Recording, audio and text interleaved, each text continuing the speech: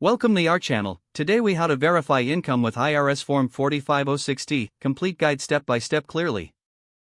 To verify income using IRS Form 4506T, start by understanding what the form is. IRS Form 4506T allows you to request a transcript of your tax return from the IRS. Begin by visiting the official IRS website to access the form. Download IRS Form 4506T from the IRS Forms section. Once you have the form, read the instructions carefully. Fill out your personal information in the required sections. Provide your name, social security number, and other identification details. If applicable, include the name and social security number of your spouse. Specify the tax year for which you need the transcript. In the designated section, indicate the type of transcript you need. Most commonly, you'll request a tax return transcript. Make sure to check the box for verification of non-filing if needed. Complete the form by signing and dating it. If you are requesting the transcript on behalf of someone else, include your authorization.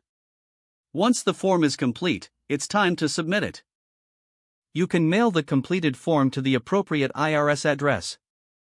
Alternatively, you can fax the form if you prefer faster processing. Keep a copy of the completed form for your records. After a few weeks, check the status of your transcript request if you haven't received it. Once you receive the transcript, review it for accuracy. Use the information on the transcript to verify income as needed. Finally, ensure that you keep all documentation organized for future reference. If the page does not load, refresh the browser or try again in a private or incognito window. Make sure you are using the correct email address, then retype it carefully to avoid small typos.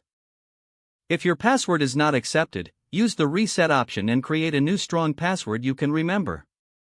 Check your spam folder for verification or security emails, then complete any requested confirmation steps. Enable two-factor authentication if available to improve account security and reduce unauthorized access risk.